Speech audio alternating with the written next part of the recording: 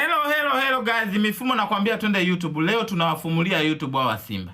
Leo jamani natakiwa tuambie ukweli. Simba inatakiwa mfumuliwe. Twendeni YouTube guys, twendeni YouTube.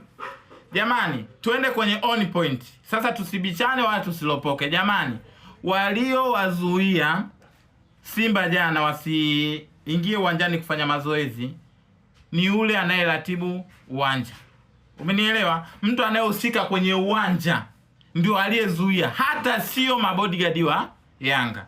Simba msikuze maneno. Maana tulichokuja kukiona ni kwamba Simba wanatafuta sababu. Umeelewa? Na kama wanatafuta sababu ni kwa sababu wameshenyentwa.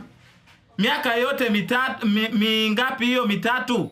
Kombe linachukuliwa na nini? Mitano tena. Sio mitatu, mitano. Kombe lote linaenda kwa nani?